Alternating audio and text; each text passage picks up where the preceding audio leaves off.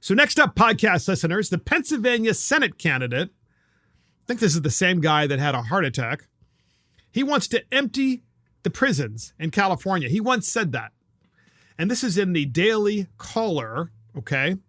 So he wanted to empty the prisons. So Pennsylvania Lieutenant Governor John Fetterman, who's also the Democrat Senate nominee, who's by the way, running against Dr. Oz, has a history of using his office to recommend the governor pardon convicted murderers and has backed the idea of reducing the state's prison population in mass, as records show. Fetterman, who has been Pennsylvania's lieutenant governor since 2019, has been characterized by Republicans as a socialist, aligned with fringe left members of Congress like independent Vermont Senator, Bernie Sanders. Yeah, he's not independent.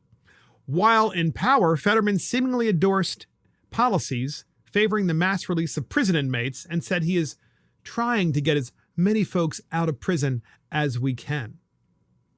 Okay, so this is their thing, okay? This is real. This is what this guy has tried to do while in office as lieutenant governor, right? And we have two other stories that are related to the effects, the practical effects of Democrat policies across the United States to let the bad people go free. So in the New York Post, hypocritical, defund the New York Police Department advocate has moved out of Harlem for safety issues. A left-wing state lawmaker who has pushed for cutting police funding has moved to the district she is seeking to represent in Congress because safety issues near the projects in Harlem prompted her to shack up with her tech bro, then fiance, in the financial district, the Post has learned. Can't make this stuff up. Assemblywoman Yuline New, hopefully I said that well, obviously she's Asian. She's a Democrat from Lower Manhattan, told a local publication in 2016 when she was campaigning to initially get elected to her current seat that she headed to the wealthier Manhattan neighborhood because she witnessed a pair of disturbing crimes and fell victim to one. I actually was robbed when I was living in Harlem. My boyfriend at the time, my fiance, didn't think I was safe up there, so he told me to move in. And so that's how I moved to the financial district with him. She explained in an interview with the Lowdown New York, which I guess is a paper. Quote, he was already living there.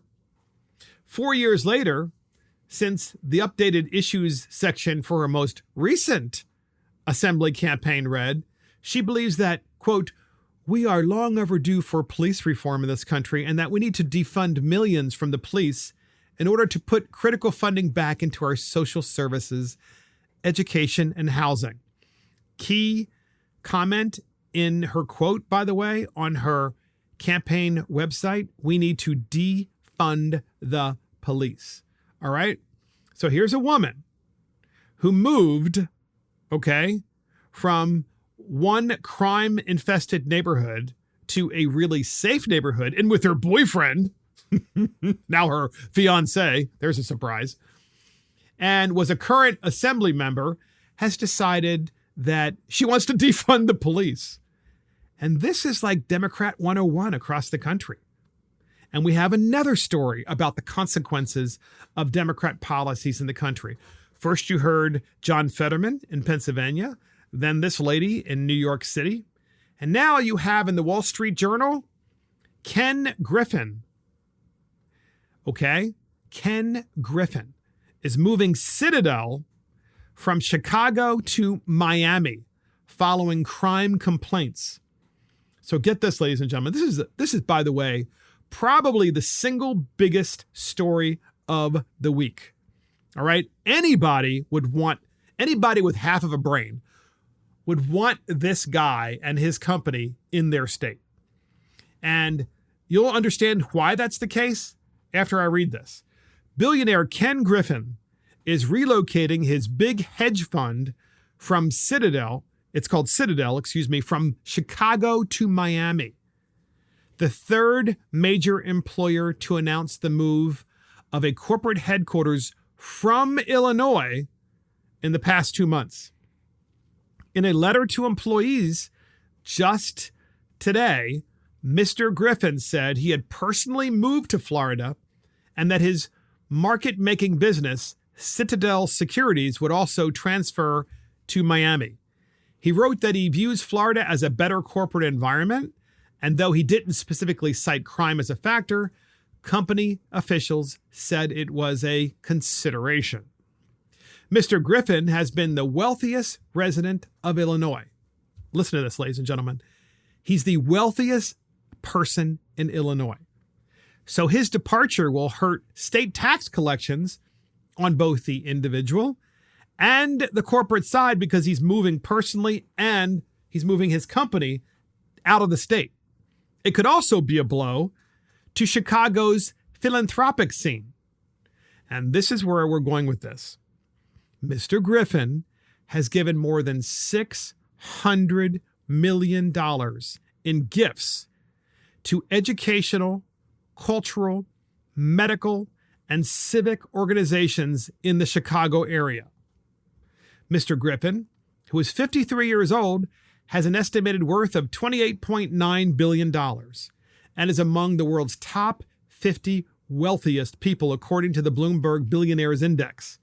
Late last year, he won a $43.2 million first edition copy of the U.S. Constitution at auction and is putting it on display at public venues nationwide.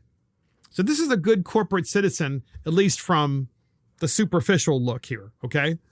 He's also been active in making sizable donations to institutions, including his alma mater, Harvard University. Well, that stinks. Where he famously started his initial trading business in his freshman dorm room. That's pretty cool, though. He started in his dorm room. He has broken records with his art and real estate purchases, including lavish compound in Florida that Wall Street Journal previously reported made up part of a sprawling $1 billion portfolio of residential real estate. So, ladies and gentlemen, here's a guy that's given $600 million in a very short time frame to classic nonprofit institutions in the greater Chicago area. And everybody that knows him agrees that the true reason he has left Chicago, not personally only, but also his corporation is in the process of moving, is because of the inability or unwillingness of the mayor and the governor, the mayor of Chicago and the governor of Illinois, of doing what? Of trying to bring law and order back to the state and back to the city of Chicago. Mr. Griffin and Illinois Governor J.B. Pritzker, that's that real incredibly large dude, looks like it's ready to burst any minute, an heir to the Hyatt Hotel fortune. That's J.B. Pritzker, by the way. He's the heir to the Hyatt Hotels. And the brother of former U.S. Commerce Secretary Penny Pritzker have had a running feud in recent years, lately over rising violence in Chicago. So Mr. Griffin has been complaining to the governor of Illinois about the fact that Chicago has become fundamentally unsafe, and it's become fundamentally unsafe for Mr. Griffin's employees, who have also been complaining to Mr. Griffin. Like, hey, look, we got to come into the city to work from the suburbs, and it's just fundamentally not safe. We don't know what the solution is, but it might not be staying here. So it wasn't like Mr. Griffin just said one day, well, I'm not going to tell anybody why I want to move, and I'm just going to move and take my sandbox and go elsewhere. No, he warned and talked to and had a dialogue with the governor of Illinois for years, trying to fix the problem. And the governor of Illinois, J.B. Pritzker, Mr. Hyatt, basically said, too bad. We don't care. We're the woke Democrats, and you have white privilege. Coming from J.B. Pritzker, who's the heir to Hyatt, right? What a joke. So here's the thing. Good states that are well managed are Republican states. Clearly, that's the case. And those states are the benefactors and the great beneficiaries of these huge companies who are moving great amounts of wealth to the red states and out of the blue states. And we have previously, ladies and gentlemen, had stories about Illinois where when they had a wealthy person that left, Illinois spends every dollar, okay? The Illinois state legislature spends every dollar that comes in and then some. And they have had a pension crisis for years, and they actually rely on these wealthy people living in their state because they count on their tax dollars. They actually, need them desperately to continue to fund their pension largesse and their largesse in spending.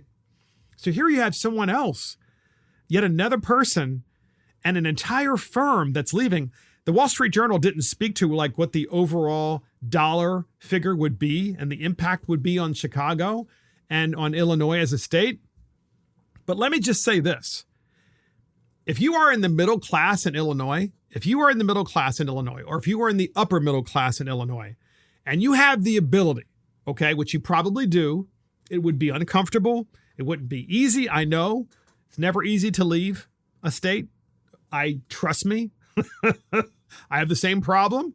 I'm in a blue state. It's very difficult to leave, especially when you have a life planted there and you have a family planted there and you have business interests planted there. Very difficult to do. But if you have the ability to leave a place like Illinois where the crime is out of control, certainly the greater Chicago area where crime is out of control, you ought to do it.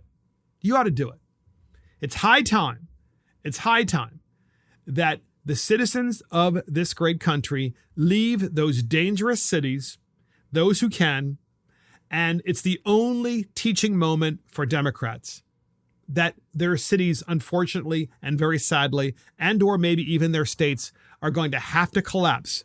And then what happens? They're going to actually have to live within their means for the first time.